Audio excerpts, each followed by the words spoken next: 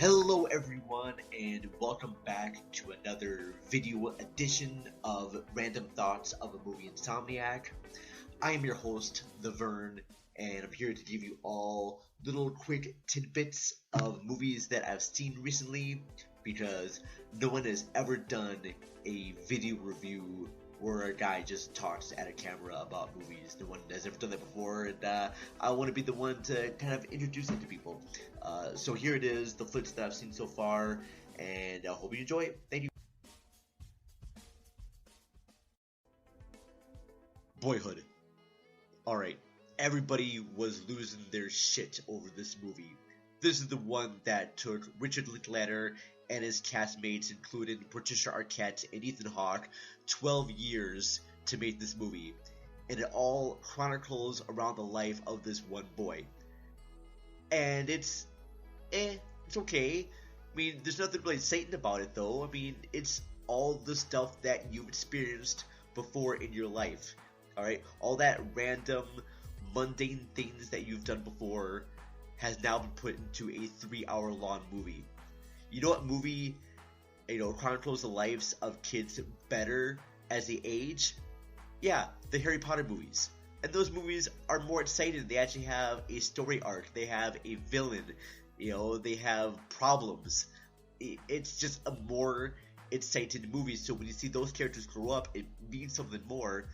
In Boyhood, it's just an average. It's an average movie. I can see the praise it gets for how it was made, but that doesn't mean it's an exciting movie. So it's definitely a rental if you're curious about it, though. But no way should have this been as widely praised as it should have been. We Are What We Are.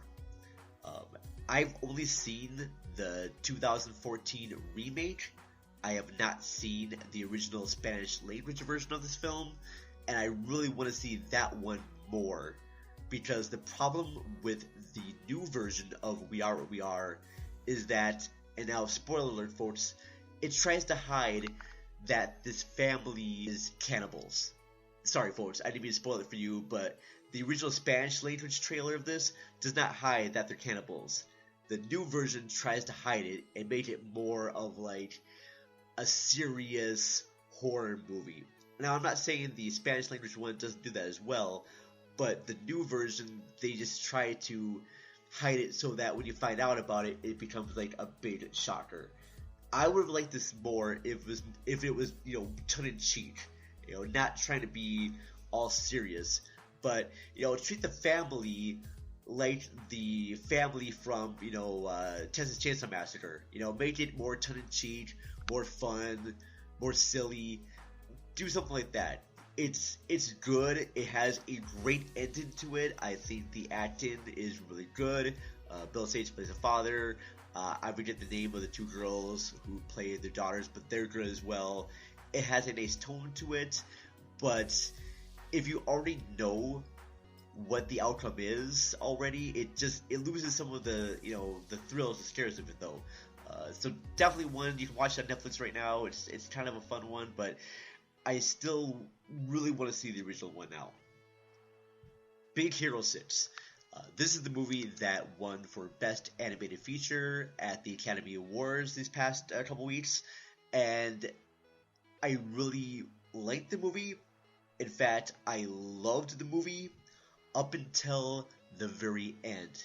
And I'm not going to give any spoilers, but all I will say is this, is that the main character hero learns something important at the end, only to have it completely forgotten about. That's all I'm going to say. He learns a very valuable life lesson at the end of the story, and he can maybe grow up and move on and improve, but no, the movie does a cheap effect, and I don't think the character learns anything. That's all I'm going to say about that.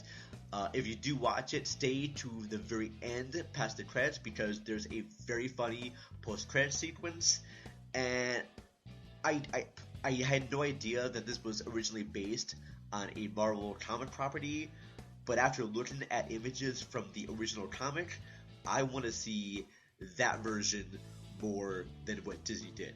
I mean, Disney made it too soft. And I get it, it's a Disney movie, it's supposed to be, but the original comic was badass as hell. And I'm hoping that someday another studio will get the rights to these characters and put out a more badass version of the story, because I want to see that. Alice. This is a very surreal, live-action, stop-motion, animated film that is based on Alice in Wonderland.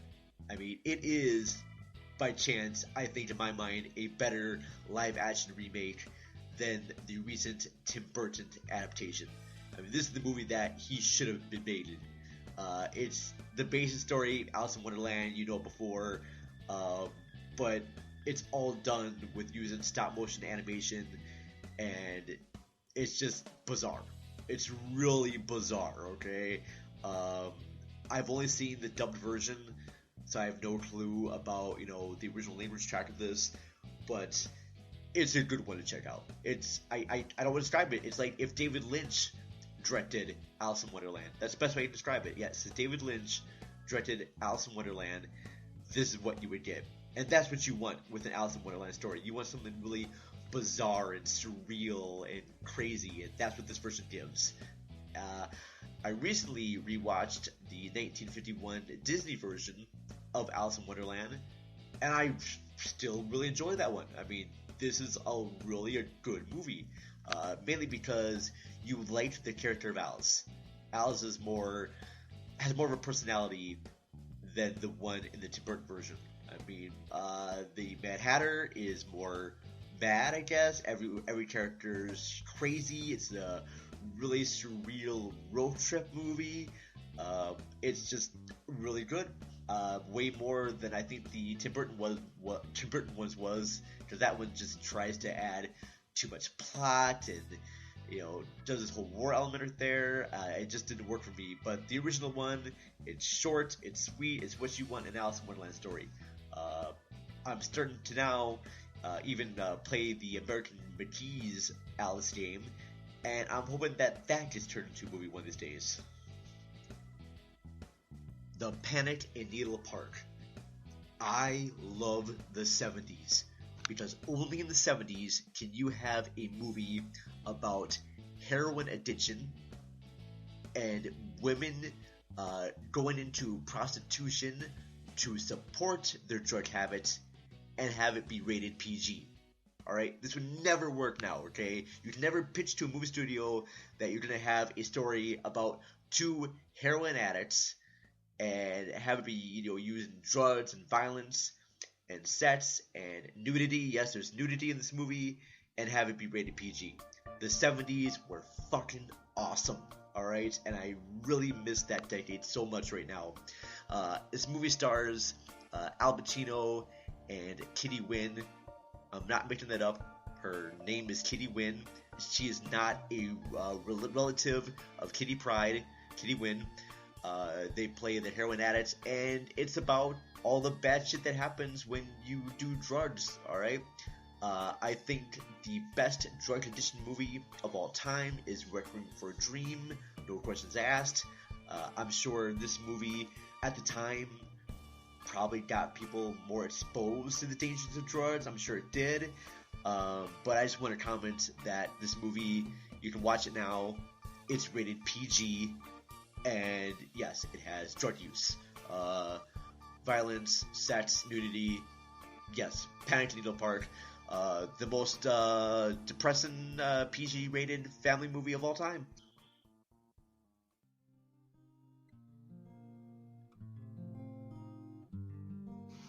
Thank you everyone for watching. I really appreciate that. I won't be posting too much on the Video Vortex site because of work, but be sure to check out the As You Watch podcast for more shows and events over there. Again, thanks for watching. Goodbye.